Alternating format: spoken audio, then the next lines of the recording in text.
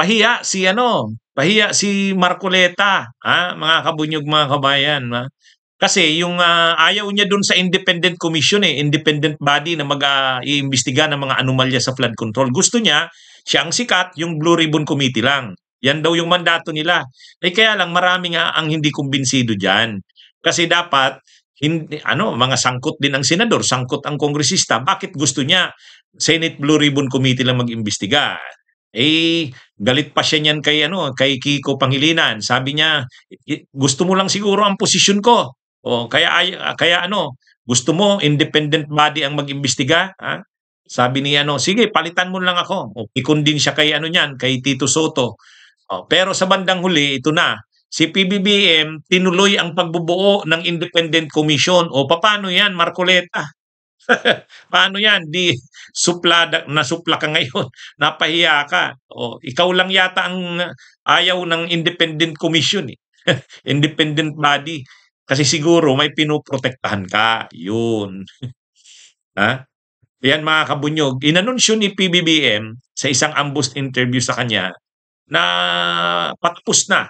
Maglalabas siya ng executive order para sa pagbubuo ng tinatawag niyang independent commission, independent body. Ito talaga yung mag-iimbestiga. Mag-re-recommenda kung sino mga dapat kasuhan.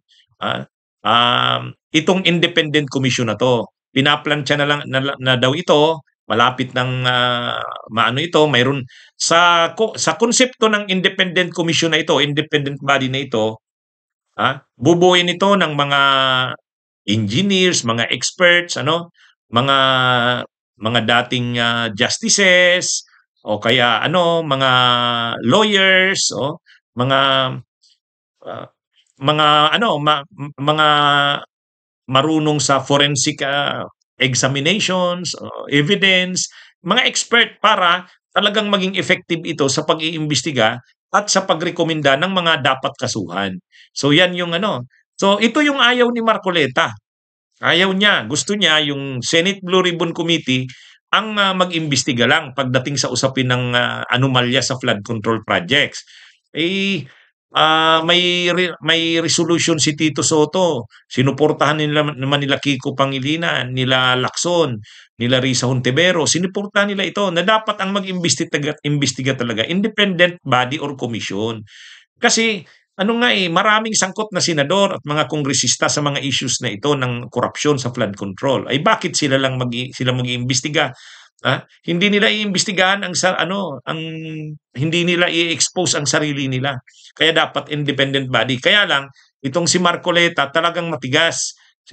Siyempre, pag hindi na nag-imbestiga ang Blue Ribbon diyan, hindi na siya sisikat niyan. Diyan siya sumisikat sa Blue Ribbon na yan Kaya lang wala ngang ang tao kasi alam na ng mga tao na ang hahabulin lang diyan yung mga contractors, yung mga DPWH, yung COA. Pero yung mga kongresista at senador wala. Kaya't kailangan talaga independent commission. Ngayon, ininsulto na niya ni Marcoleta, pinatutsadahan na niyan si Kiko Pangilinan. Sabi niya, ikaw gusto mo ng independent body? Sige, baka gusto mo lang na ikaw ang maging chairman ng Blue Ribbon. Ganun na yung mga sinabi ni Marcoleta Sabi nga ni Kiko Pangilinan, mali ang research mo, hindi ako ang gusto niyan, hindi ako nag-propose niyan, sumuporta lang ako. Si Senator Tito Soto ang may sponsor ng resolution niyan na mag-create ng independent commission. Anyway, ang development ngayon, sinabi na ni PBBM na hinahanda na yung executive order. Talagang bubuuin na yung commission na yan. Kontra ka pa dyan, Marcoleta? Ikaw lang yata ang ayaw na mabuo yung independent commission na yan Yan ang hinahanap ng lahat Yan ang hinahanap ng lahat. Yan ang tinutulak ng lahat. Ikaw lang yung ayaw.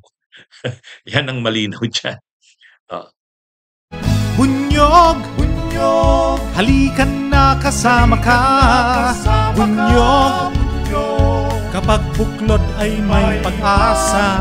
Luzon, Visayas, Mindanao, isa ang pananaw. Sa bagong Pilipinas ang bunyog isisigaw. Bunyog, bunyog, bunyog.